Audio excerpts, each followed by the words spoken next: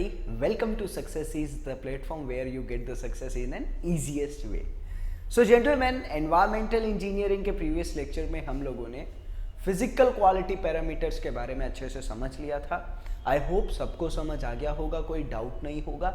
If you have any doubt then you can comment in the comment box. आपके पास कोई doubt है अगर तो आप उसको कमेंट बॉक्स में टाइप कर सकते हैं, हम आपके डाउट को सॉल्व कर देंगे. Okay, so what we have to study right now. हमें अब पढ़ना है इस लेक्चर के अंदर मेरे प्यारे दोस्तों केमिकल क्वालिटी पैरामीटर्स. जैसा कि मैंने आपको प्रीवियस लेक्चर में बताया था कि फिजिकल क्वालिटी पैरामीटर क्या होते हैं. The parameters which can be eradicate, which can be remembered, which can be actually जिसका हम पता लगा सकते हैं मेरे प्यारे दोस्तों छूने से, देखने से, ठीक है, पीने से, टेस्ट करने से, सूंघने से. तो ये सारी जो चीजें थी जिसको हम फिजिकली पता लगा सकते हैं उसको कहा जाता है फिजिकल क्वालिटी पैरामीटर्स. अभी बात आती है केमिकल क्वालिटी पैरामीटर्स से हम क्या समझते हैं मेरे प्यारे दोस्तों. केमिकल क्वालिटी पैरामीटर्स वो होते हैं जिसको आप देखने से, जिसको आप छूने से, जिसको आप ऐसे सूंघने से पता नहीं लगाते समझते हैं. एक्चुअली मैं कहना चाहूंगा कि फिजिकल जो होता था प्यारे दोस्तों वो होता था बाहर से, इसको याद रखेंगे, ठीक है. और केमिकल जो होता है प्यारे दोस्तों ये होता है अंदर. अंदर का मतलब अंदर की बात है, मुझे नहीं पता, जो हो रहा है अंदर ही हो रहा है. मेरी बात समझ में आ रही है. तो केमिकल को जरा समझते हैं. सपोज मैंने आपको क्या कहा कि मैंने कहा एल्कलिनिटी. एल्कलिनिटी का मतलब क्या होता है अभी की टर्म्स में बस इतना समझा जाएंगे, बेसिसिटी. और अच्छी सी भाषा में लाता हूं, मैं कह रहा हूं डिसॉल्व सॉलिड्स. डिसॉल्व सॉलिड्स क्या होता है प्यारे दोस्तों, कल ही बताया था. वो सॉलिड जो मुझे मिले हुए दिखते हैं, जो मुझे असलियत में अलग से नहीं दिखते मेरे पानी के अंदर. एक होता है सस्पेंडेड सॉलिड, एक होता है dissolve solid.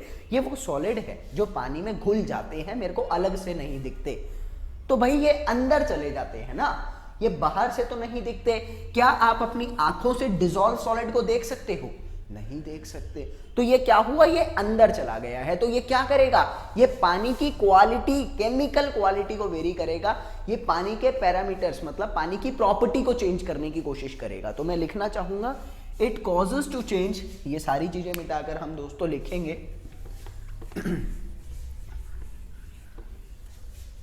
The parameters which causes to change properties, या मैं लिखना चाहूंगा chemical properties of liquid. Liquid कौन सा है मेरे प्यारे दोस्तों? पानी. आपको पता है पानी के बारे में ही पढ़ रहे हैं, रॉ वाटर इंजीनियरिंग है ना ये. तो अब समझते हैं वो कौन से पैरामीटर्स होते हैं जो पानी की प्रॉपर्टीज को चेंज करते हैं बट मेरे को आंखों से नहीं दिखते. तो यहां से देखेंगे प्यारे दोस्तों, देखो बहुत सारे होते हैं, एक एक करके पढ़ते हैं. मैं कुछ के नाम लिख देता हूं आपको. देखो पहला होता है डिसॉल्व सॉलिड, दूसरा होता है एल्कलिनिटी, तीसरा होता है हार्डनेस, क्लोराइड कंटेंट,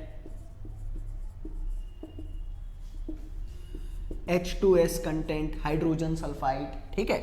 उसके बाद बात आ जाती है पीएच भी होता है मेरा एक, उसके बाद नाइट्रोजन कंटेंट भी होता है. ऐसे करके 10-15 हो जाते हैं, 10 के आसपास. तो वो एक एक करके अपने को पढ़ने हैं. तो विदाउट वेस्टिंग द टाइम अपना थोड़ा सा इंट्रो दे देता हूं. मैं हूं निखिल गोयल, आप सभी के लिए एक बार फिर से लाया हूं केमिकल क्वालिटी पैरामीटर्स. तो आइए चले देखते हैं without wasting the time. Okay,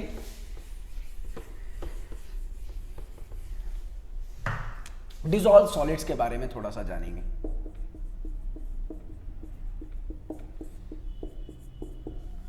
भाई आपको मैंने कल ही बताया था, कल का मतलब अपने प्रीवियस लेक्चर के अंदर, कि डिसॉल्व वो चीज होती है जो मुझे अलग से नहीं दिखती, जो मेरे लिक्विड के अंदर घुल जाती है. जैसे कि चीनी है, चीनी हर तरह से मेरे लिक्विड के अंदर घुल जाती है. चीनी मुझे अलग से नहीं दिखती मेरे प्यारे दोस्तों, उस चीज को कहता हूं डिसॉल्व हो गई है. अच्छा, वो डिसॉल्व किस चीज में होती है, कहने का मतलब है डिसॉल्व किस फॉर्म में होती है. तो यहां पर हम लिखेंगे it dissolves in the form of, ये बात हमेशा याद रखना, सारी प्रॉब्लम दूर हो जाएगी. It dissolves in form of anions, ठीक है. ये डिसॉल्व किस फॉर्म में होगी, अनायंस या फिर कैटायंस। तो जनरली अनायंस ही होता है ज्यादातर, हम उसी को प्रेफर कर देते हैं। कैटायंस भी आप लिख सकते हैं, कोई दिक्कत नहीं है, ठीक है। मैंने बोला कि कोई भी चीज डिसॉल्व आयंस की फॉर्म में होती है, और आयंस क्या करता है, ion is a kind of charge particle. Anions क्या होते हैं, नेगेटिवली चार्ज पार्टिकल्स, ठीक है। अब ये चार्ज पार्टिकल्स हैं, ये चार्ज पार्टिकल्स क्या करेंगे, मेरे को पता है कहीं पर भी चार्ज होगा वहां पर इलेक्ट्रिकल कंडक्टिविटी आएगी। समझ में आ रहा होगा ना। इलेक्ट्रिकल कंडक्टिविटी क्या होता है कि वो चीज अपने में से करंट को अब पास कराने देगी, क्योंकि उसके पास फ्री इलेक्ट्रॉन्स है, फ्री चार्ज कैरियर्स हैं। तो मैं यहां पर लिखूंगा इलेक्ट्रिकल कंडक्टिविटी अराइजेस। मेरी बात समझ में आई होगी प्यारे दोस्तों। अब जब इलेक्ट्रिकल कंडक्टिविटी अराइजेस होगी ना, ये चीज मुझे समझाएगी एक्चुअली में कितना डिसॉल्व सॉलिड है मेरे लिक्विड के अंदर। कैसे, मेरे को एक बात तो पता है मेरे प्यारे दोस्तों, जितना ज्यादा चार्ज होगा उतनी ज्यादा इलेक्ट्रिकल कंडक्टिविटी होगी, यानी उतना ज्यादा सॉलिड डिसॉल्व हुआ है। मेरी बात समझ में आई, रिलेट कर दिया है। इतनी चीज तो मुझे समझ में आ गई है, इसमें तो रटने की अपने को जरूरत नहीं है। मैं यहां से एक रिलेशन लिखना चाहूंगा कि total number of dissolve solid जो होगा, टोटल डिसॉल्व सॉलिड क्या होगा, इलेक्ट्रिकल कंडक्टिविटी को आप 0.65 से मल्टीप्लाई करोगे। इंपॉर्टेंट है, क्या इंपॉर्टेंट है इस फॉर्मूले के अंदर, ये पैरामीटर। देखो ये पूछ सकता है आपसे, या तो पूरा फॉर्मूला देगा या खाली पैरामीटर दे देगा आपको कि टोटल डिसॉल्व सॉलिड्स जो होते हैं इलेक्ट्रिकल कंडक्टिविटी से किस फैक्टर को मल्टीप्लाई करना पड़ेगा, so that we can get this. तो याद रखना है 0.65 एक एम्पेरिकल फॉर्मूला है, ये याद रखना।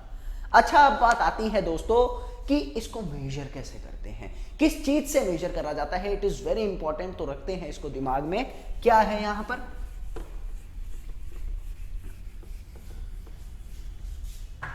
Dissolve solid measurement.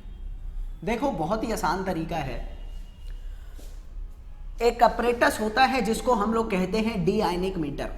ये क्या करता है मेरे प्यारे दोस्तों, इसमें एक ऐसे कुछ बीकर होता है जिसमें लिक्विड होता है, और मैं 2 इलेक्ट्रोड लगाता हूं, उन इलेक्ट्रोड को मैं बैटरी से कनेक्ट करता हूं। अब क्या होगा, इस लिक्विड की इलेक्ट्रोलिसिस करूंगा, और इस लिक्विड की इलेक्ट्रोलिसिस करने के बाद क्या होगा, इसके चार्ज कैरियर्स जो हैं वो कैथोड और एनोड की तरफ मूव करने की कोशिश करेंगे। मेरी बात समझ आई, ये क्या है, ये है चार्ज कैरियर्स। आपको पता लगा होगा ना इस बात का, ये तो हमने बेसिक चीज पढ़ी है। जब हम एक लिक्विड में से जिसके पास आयंस हैं उसमें से इलेक्ट्रिसिटी पास करते हैं, तो वही अपने कैथोड और एनोड फॉर्म होते हैं, मतलब कैटायंस और अनायंस की मूवमेंट शुरू होती है इलेक्ट्रोड्स की तरफ, ठीक है। अच्छा, क्वेश्चन है आप लोगों का, जनरल साइंस से पूछ रहे हैं कि कैथोड की तरफ कौन सा पार्टिकल जाता है और एनोड की तरफ कौन सा पार्टिकल जाता है, वो आपको कमेंट बॉक्स में मेंशन करना है। फिर हम इसका एक एक्सप्लेनेशन देंगे, एक ट्रिक बताएंगे जिससे कभी नहीं भूलोगे अगर गलत भी हो जाते हो, ठीक है। एक क्वेश्चन है आपका। अच्छा, ये चीज समझ आई आपको। अब क्या होगा, अनायंस की और कैटायंस की अपने को पता लग जाएगी, इलेक्ट्रिकल कंडक्टिविटी यहां से पता लग सकती है पूरी की पूरी। इससे हम अपना डिसॉल्व सॉलिड मेजर करते हैं, ठीक है। एक बात याद रखेंगे इसके बारे में कि ये जो एक्चुअली में मेथड है ना, this is approximate method, it is approximate method, it is an approximate method. क्यों अप्रोक्सीमेट मेथड है ये मेरे प्यारे दोस्तों, मैं कहना चाहूंगा कि कुछ ऐसे ऑर्गेनिक सॉलिड्स होते हैं जो आयंस की फॉर्म में टूट नहीं पाते, बट वो छोटे होने के कारण नीचे आ जाते हैं फिल्टर पेपर से। मेरी बात समझ में आई होगी, दोबारा लिखता हूं। Because there are some organic solids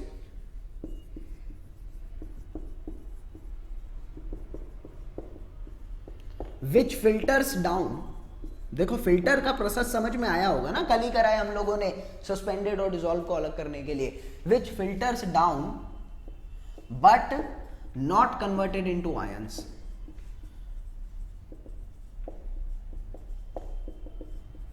अब आपको पता है जो सॉलिड फिल्टर डाउन हो जाते थे उनको मैं क्या मानता था कि वो जो है मेरे डिसॉल्व सॉलिड की कैटेगरी में आ गए हैं, फिल्टरेबल सॉलिड्स, बताया था ना कल मैंने आपको। तो वो फिल्टरेबल सॉलिड्स हो गए हैं, लेकिन वो आयंस में कन्वर्ट नहीं हो रहे हैं। तो क्या होगा प्यारे दोस्तों, उनको मेजर नहीं कर पाएगा ये मीटर जब आयंस में नहीं है, तो ये कहीं ना कहीं अप्रोक्सीमेट रिजल्ट देता है, एक्यूरेट नहीं दे पाता। ठीक है, ये था अपना डिसॉल्व सॉलिड का पूरा प्रोसेस, ये आपको अच्छे से समझ में आ जाना चाहिए। अगली मेरी बात आती है प्यारे दोस्तों कि एल्कलिनिटी क्या होता है। बड़ा ध्यान से समझना, लंबे में बताना नहीं चाहूंगा वरना बहुत टाइम ले जाता है। ध्यान से समझना इस चीज को जो अब बोल रहा हूं, ठीक है। एल्कलिनिटी,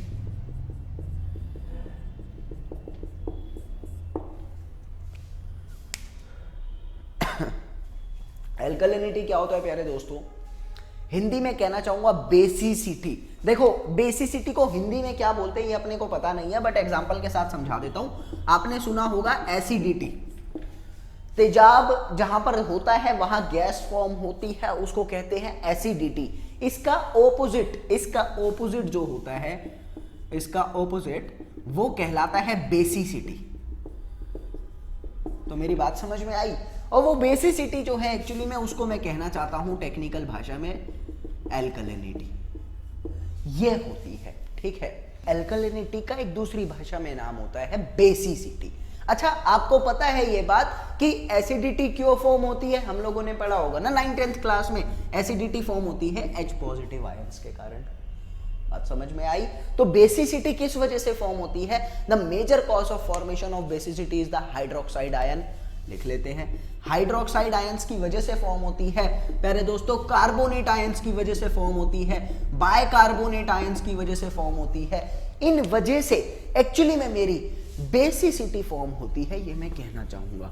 और भी बहुत तरीके हैं, सल्फाइड की वजह से फॉर्म हो जाती है, नाइट्राइट की वजह से फॉर्म हो जाती है, नाइट्रेट की वजह से फॉर्म हो जाती है। लेकिन ना एक बात का ध्यान रखना कि एक होता है जो भारी मात्रा में चीज को प्रोड्यूस करता है, एक होता है जो हल्की मात्रा में चीज को प्रोड्यूस करता है। वो जो ऊपर वाले हैं ना तीन, ये तीन का नाम मुझे भूलना नहीं है कभी भी। ये तीन इसको भारी मात्रा में प्रोड्यूस करते हैं, major constituents of the basicity. तो ये चीज मैं लिखना चाहूंगा, मेन तीन जो है वो यही हैं। बाकी को तो थोड़ी बहुत होती है, उनको तो हम झेल लेते हैं, उनको देखने की जरूरत नहीं है, तो इनको हम मिटा देते हैं। मेरी बात समझ में आई? तो मेन चीज जो पढ़नी है आपको वो यही है। इन तीन वजह से एक्चुअली में मेरे प्यारे दोस्तों हमारी बेसिसिटी, हमारी अल्कलिनिटी जो है प्रोड्यूस होती है। अच्छा, अब बात आती है कि ये अल्कलिनिटी सोर्सेज क्या है प्रोड्यूस होने की, किस वजह से, मतलब किस चीज के कारण, वो चीज क्या है जिसकी वजह से प्रोड्यूस होती है। तो मैं लिखना चाहूंगा सोर्सेज। तो प्यारे दोस्तों यहां पर एक ही चीज कहना चाहूंगा कि एक्चुअली में पहली ही बात बता दी थी कि ये जो है मेरा OH के कारण, CO3 के कारण, बायकार्बोनेट अनायन, समझ में आ रहा है? हर किसी के ऊपर नेगेटिव चार्ज है। इसका मतलब क्या है? All are negatively charge particle. और नेगेटिवली चार्ज पार्टिकल को क्यों कहता हूं, क्या कहता हूं? अनायंस। आपको पता है ना ये बात? तो लिखना चाहता हूं, it is produced due to interfere of anions in water. मेरी बात समझ में आई होगी कि आप अपने पानी के अंदर अनायंस डाल दोगे तो आपका बेसिसिटी प्रोड्यूस हो जाएगा। एक अच्छी सी रिएक्शन देना चाहूंगा प्यारे दोस्तों, और उसमें क्वेश्चन बनता है एक्चुअली में क्या होता है रिएक्शन में कि CO2 जो होता है वो पानी के साथ मिलके हाइड्रोजन कार्बोनेट फॉर्म करता है।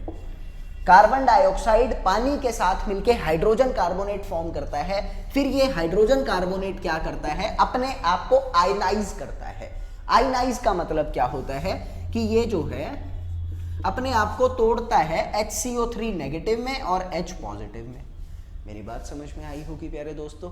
ये फर्दर अपने आप को तोड़ेगी। क्या तोड़ेगा ये? HCO3 जो होता है ये फर्दर अपने आप को तोड़ता है किसमें? CO3 2 नेगेटिव में, यहां एक नेगेटिव था, एक और निकल जाएगा तो 2 नेगेटिव, प्लस में H पॉजिटिव में। अब बात समझने की आती है कि ये CO3 2 नेगेटिव जो है ये क्या करता है? ये एक्चुअली में फिर से प्यारे दोस्तों, एक तो ये कॉज हुआ, एक तो ये कॉज हुआ मेरा बेसिसिटी का।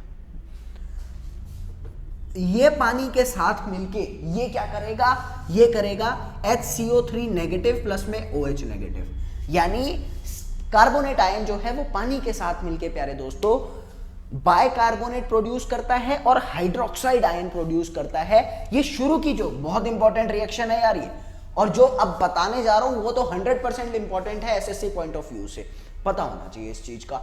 तो यहां से होगा क्या कि मेरी शुरू की जो 3 रिएक्शन है ये होती है स्ट्रॉन्ग, लेकिन बेचारी लास्ट वाली जो रिएक्शन है ये वीक होती है, कमजोर रिएक्शन होती है। कहने का मतलब है वो तो हो जाएंगी, इसको होने में थोड़ा सा टाइम लगता है, हो सकता है ना भी हो।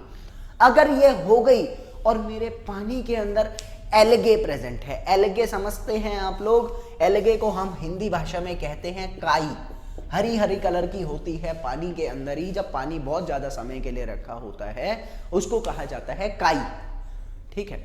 अगर मेरा एलगे प्रेजेंट है पानी के अंदर, एलगे क्या, ये प्रेजेंट है अगर पानी के अंदर, तो ये क्या करेगा, ये HCO3 को खाएगा, इसका भोजन है ये। क्यों भोजन है, क्योंकि इसके अंदर कार्बन है। याद रखेंगे कि ना, मैं बताना भूल गया था, जितने भी मेरे माइक्रो ऑर्गेनिज्म है, जितने ऑर्गेनिक मैटर है पानी के अंदर, उनका खाना क्या होता है, उनका खाना होता है प्यारे दोस्तों कार्बन, ठीक है, कार्बन खाते हैं वो। तो यहां से समझेंगे कि ये जो है ये क्या करता है, कंज्यूम्स, ये बायकार्बोनेट आयन को खाता है। जब ये बायकार्बोनेट आयन को खाएगा तो क्या होगा, ये वाला जो है कंपोनेंट कम हो जाएगा, ये कंपोनेंट कम हो जाएगा, ठीक है। और एक चीज को समझना, जब ये चीज कम हो जाएगी ना, तो यहां से यहां की तरफ जो चीज भाग रही है उसको खाली जगह मिल जाएगी, तो यहां से यहां की तरफ ज्यादा रेट के साथ रिएक्शन जाएगी, ज्यादा क्वांटिटी के साथ यहां की तरफ रिएक्शन भागेगी। मेरी बात समझ में आई होगी आपको। तो दिख क्या रहा है कि एक्चुअली में यहां से यहां रिएक्शन भागेगी। तो मैं लिख सकता हूं यहां पर कि कहां लिखूं, ऊपर से मिटा रहा हूं मैं, ठीक है, समझेंगे। एल्गे ने कंज्यूम्स करा bicarbonate ion, so reaction proceeds forward at higher rate. मेरी बात समझ में आई होगी जेंटलमैन कि ज्यादा रेट के साथ रिएक्शन जो है आगे भागेगी। अब क्या होगा, जब ज्यादा रेट के साथ रिएक्शन आगे भाग रही है तो मेरे पानी के अंदर हाइड्रोक्साइड की मात्रा ज्यादा होती जाएगी। मैं यहां पर लिख रहा हूं, सो OH minus will be more, ज्यादा मात्रा के साथ मेरा हाइड्रोक्साइड आयन बढ़ता जाएगा, बढ़ता जाएगा, बढ़ता जाएगा, हेंस बेसिसिटी बढ़ गई। मेरी बात समझ में आई ना आपको, तो मैं लिख देता हूं हेंस एल्कलिनिटी इंक्रीजेस, क्योंकि 3 वजह से एल्कलिनिटी होती है, OH minus, carbonate 2 minus, bicarbonate anion. तो ये बढ़ रहा है तो एल्कलिनिटी भी बढ़ेगी। मेरी बात समझ आई। तो ये एक प्रोसीजर है। इंपॉर्टेंट क्या बनता है, रिएक्शंस इंपॉर्टेंट है, उसके बाद ये वाला कंसेप्ट इंपॉर्टेंट है, किस वजह से है वो इंपॉर्टेंट है। और एक बात और बता देता हूं एसएससी पॉइंट ऑफ व्यू से, ये किसी किताब में मिलता नहीं है, बहुत बेसिक चीज है, कि यहां से यहां तक की जो रिएक्शन का रेट बढ़ा, इसके पीछे का प्रिंसिपल क्या है। भाई लिख लेते हैं जल्दी से। इसके पीछे का जो प्रिंसिपल है मेरे प्यारे दोस्तों, 11th क्लास में हम लोगों ने इक्विलिब्रियम पढ़ा था, वो प्रिंसिपल का नाम है, रट लेना बहुत इंपॉर्टेंट है, ली चैटिलियर प्रिंसिपल्स।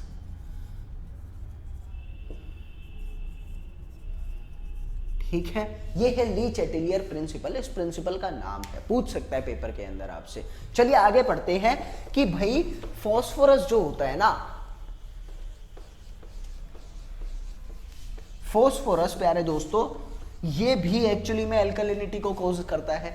पढ़ते हैं इस बारे में कि ये फास्फोरस जो होता है ये भी एल्कलिनिटी को कॉज करता है। क्यों, समझते हैं। देखो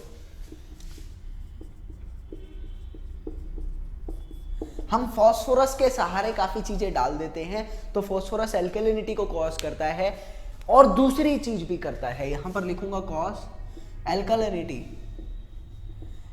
एंड न्यूट्रिएंट फॉर एल्गे। जो एल्गे है ना मेरा, उसके लिए न्यूट्रिएंट का काम भी करता है फास्फोरस, ठीक है, और एल्कलिनिटी भी कॉज करता है। अभी दूसरी बात आती है कि ये डाला किस फॉर्म में जाता है, put in the water bye insecticides के साथ, पेस्टिसाइड्स के साथ, फर्टिलाइजर्स के साथ हम खेतों वेतों में डालते हैं ना, तो उससे पानी निकलता है, तो अपना पानी तक अंडरग्राउंड वाटर तक पहुंच जाता है। तो लिख लेते हैं डिटर्जेंट्स की फॉर्म में डाला जाता है, फर्टिलाइजर्स की फॉर्म में डाला जाता है, इंसेक्टिसाइड्स की फॉर्म में डाला जाता है, एंड एटसेट्रा।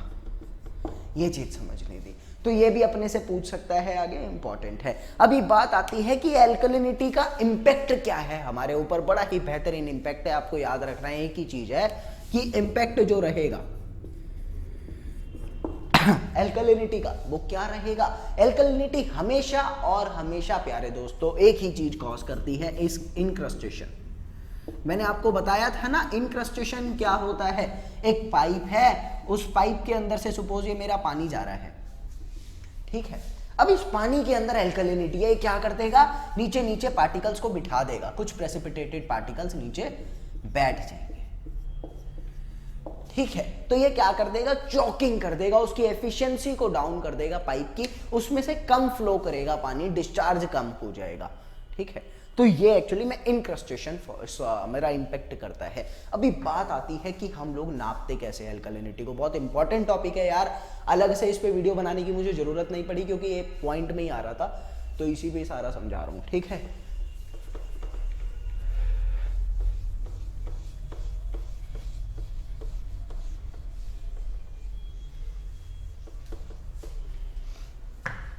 देखिए अभी बात आती है कि मैंने अभी देखा कि इंपैक्ट क्या पड़ता है, अब बात आती है कि मेजर कैसे करा जाएगा। इंपॉर्टेंट है, ध्यान से देखेंगे।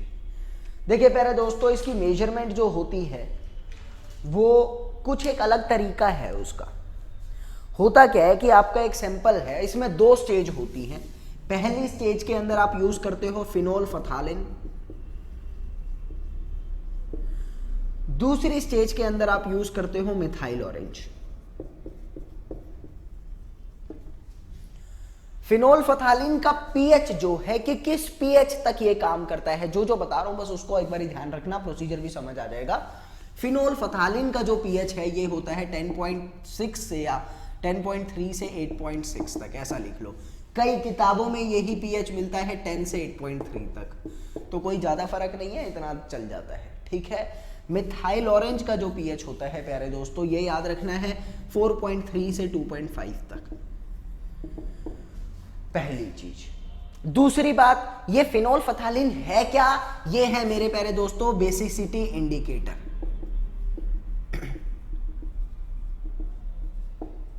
नाम है, पूछ सकता है आपसे। और ये मिथाइल ऑरेंज क्या है मेरे प्यारे दोस्तों, इसको आप कह सकते हो कि ये एसिडिटी इंडिकेटर है, ठीक है। लिख लेते हैं, ये है मेरा एसिडिक इंडिकेटर। अच्छा, क्यों मैंने ऐसा बोला यहां पर कि ये एसिडिक इंडिकेटर है, बेसिक इंडिकेटर है। बात आती है यहां पर इसकी पीएच कितनी ज्यादा है, देख सकते हो आप 7 से ज्यादा जिसकी पीएच होती है, पीएच ग्रेटर देन 7 उसको मैं कहता हूं बेसिक, और पीएच लेस देन 7 जो होती है उसको कहता हूं एसिडिक। आप देख सकते हैं कि यहां पर इसकी पीएच जो है 7 से ज्यादा है, इसलिए बोला बेसिक इंडिकेटर, और 7 से कम जिसकी पीएच में काम कर रहा है उसको बोला एसिडिक इंडिकेटर है ये, ठीक है। अब आती है मेन प्रोसेस शुरू। होता क्या है, मैंने आपको बोला कि 3 तरीके से मेरी एल्कलिनिटी कोज होती है। किस किस वजह से, हाइड्रोक्साइड, कार्बोनेट, बाइकार्बोनेट, इन 3 वजह से मेरी बेसिसिटी प्रोड्यूस होती है, ठीक है। प्रोसीजर क्या है, प्रोसीजर समझाते हैं, फिर इस बारे में थोड़ा इंपॉर्टेंट पॉइंट भी बताऊंगा आप लोगों को।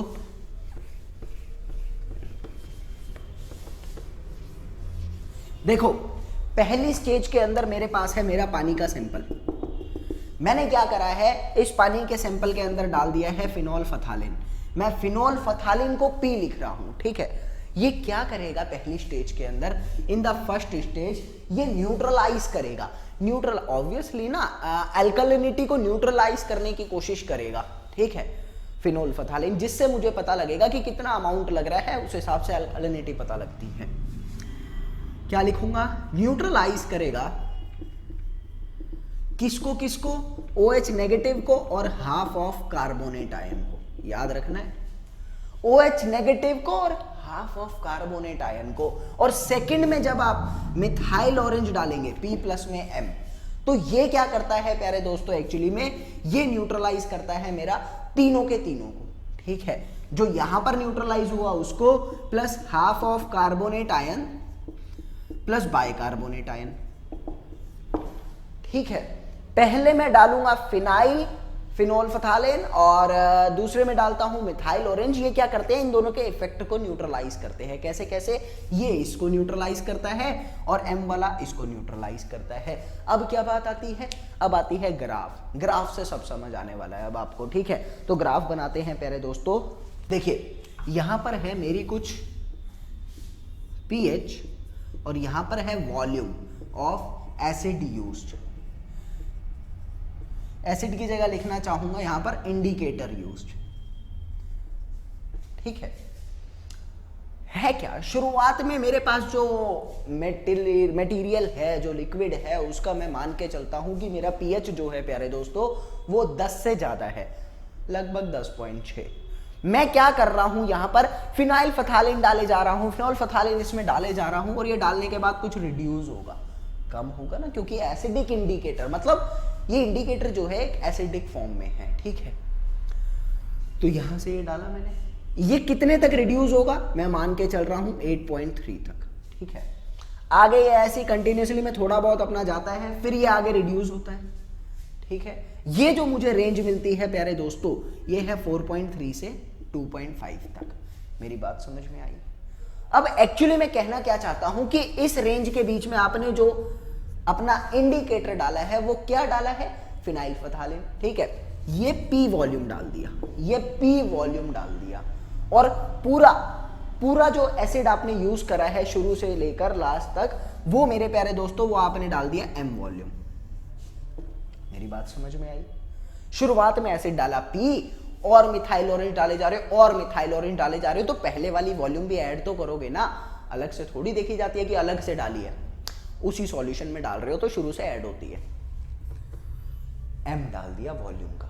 ठीक है, अब ये ग्राफ अगर समझ आ गया तो आगे की बात अच्छी से समझ आ जाएगी। अच्छा समझते हैं, इसमें 5 केसेस बनते हैं। क्या क्या 5 केस होते हैं कि अगर मेरे प्यारे दोस्तों मैंने P is equal to M डाला है, इसका मतलब क्या है कि volume of the phenolphthalein is equal to मैं volume of the methyl orange अगर मैं डालता हूं। ठीक है, तो यहां पर मतलब क्या है इस चीज का समझने की कोशिश करेंगे प्यारे दोस्तों। समझते हैं, मैं बता रहा था आपको मतलब का, तो यहां पर एक्चुअली में कहना क्या है, मुझे पहले मैं एक चीज बता देता हूं कि इसको पता कैसे लगाया जाता है। देखो फिनाइल फथालिन जो होता है ना, फिनोल फथालिन, जब आप P मिलाते हो तो एक्चुअली में ओरिजिनली इसका जो कलर होता है वो होता है कलरलेस या हल्का फुल्का येलो, हल्का येलो। ठीक है, ये आप कलर जो मिला रहे हो, शुरुआत में सॉल्यूशन कलरलेस था, लेकिन जब आपने इसे को मिलाया तो ये पिंक कलर में चेंज हो जाएगा। जैसे ही ये पिंक कलर में चेंज होता है, इसका मतलब इसने मेरी OH और हाफ ऑफ कार्बोनेट आयंस की अल्कलिनिटी को रिड्यूस कर दिया है। मेरी बात समझ आई। तो एक कलर इंपॉर्टेंट है बहुत ज्यादा। उसके बाद बात आती है जब आप मिथाइल ऑरेंज मिलाते हो, यहां लिख रहा हूं, जब आप मिथाइल ऑरेंज मिलाते हो प्यारे दोस्तों, इसका कलर कैसे कैसे चेंज होता है। इसका कलर चेंज होता है ऑरेंज रेड से। शुरुआत में इनिशियली ये ऑरेंज रेड होता है, लेकिन धीरे धीरे करके प्यारे दोस्तों ये येलो कलर में चेंज हो जाता है।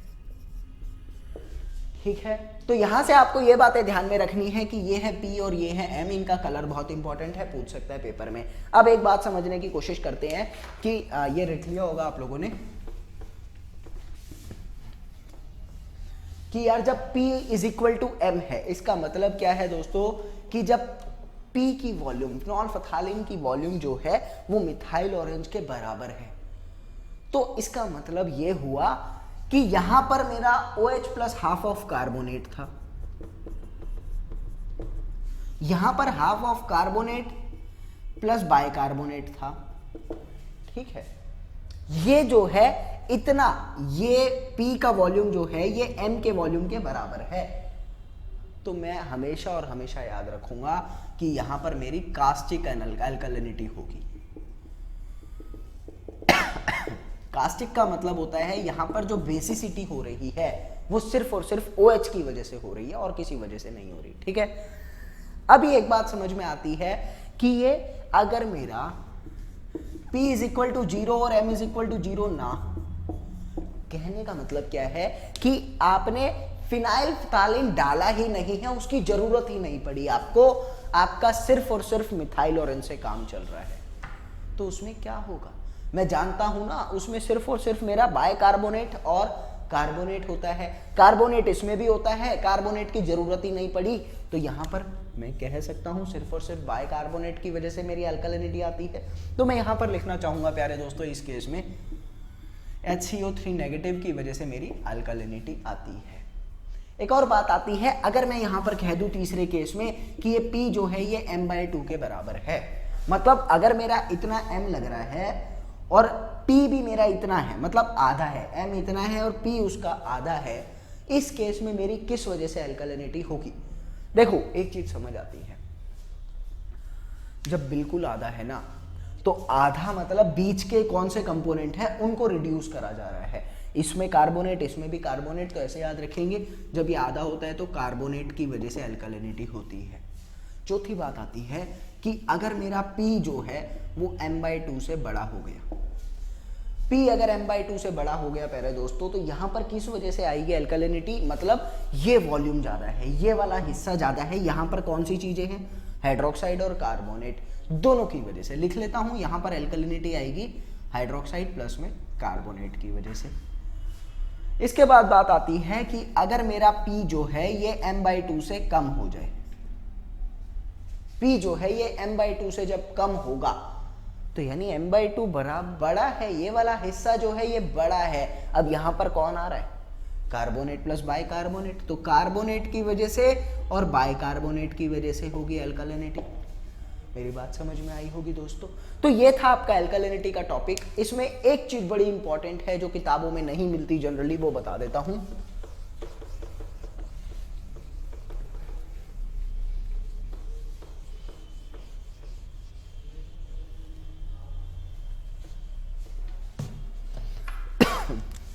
नोट करके लिख लेना, कुछ एज्यूम कर रखा होता है हम लोगों ने क्या कि जो मेरा इनिशियली सैंपल है उसका पीएच हमेशा 10 से बड़ा होगा। लिख लेते हैं जल्दी से, इनिशियल सैंपल पीएच। अच्छा पीएच क्या होता है ये अगर पता है तो अच्छी बात है, नहीं तो अभी पढ़ा देता हूं। हमेशा 10 से बड़ा रखना है। दूसरी बात, कभी भी कार्बोनेट और कभी भी बाइकार्बोनेट और हाइड्रोक्साइड एक साथ नहीं होंगे। बाइकार्बोनेट और हाइड्रोक्साइड कभी एक साथ नहीं होंगे। क्यों लिख लेते हैं, रीजन लिखेंगे जो भी अच्छा लगेगा। Because it forms carbonate. ये क्या करते हैं, ये आपस में मिलके ना कार्बोनेट फॉर्म कर देते हैं। जब कार्बोनेट फॉर्म हो गया तो अलग से कार्बोनेट लिख रखा है ना, तो इसीलिए हम इसको अलग से रखते ही नहीं है, ये मिलके आपस में कार्बोनेट ही फॉर्म कर देते हैं। ठीक है, चलो ये होमवर्क है आपका दोस्तों कि आपको ये रिएक्शन लिखनी है कि जब हाइड्रोक्साइड और बाइकार्बोनेट को मिलाऊंगा तो कार्बोनेट कैसे लिखते हैं, ये पूछ सकता है पेपर के अंदर। तो ये कमेंट में आप मेंशन जरूर करना, गलत होगा तो मैं रिप्लाई दे दूंगा। ठीक है, चलिए अल्कलिनिटी ले देकर आपकी पूरी खत्म होती है। लेक्चर की लेंथ लगभग आधे घंटे की हो गई है, तो अगला लेक्चर अपना अगले टॉपिक जो है अगले में कंप्लीट करते हैं। हमेशा की तरह कहना चाहूँगा, हमेशा हंसते रहो, मुस्कुराते रहो, माँ बाप की सेवा जरूर करते रहो, देश की सेवा करते रहो और यहाँ रिस्पॉन्स भी देते रहो, बिकॉज आपके रिस्पॉन्स की हमें ज़रूरत है। अभी आप लोगों को भी पता है कि मैं बिल्कुल इनिशियल से शुरू कर रहा हूँ दोबारा से। So gentleman, thank you for continuously watching me. जय हिंद, जय भारत, वंदे मातरम, बाय।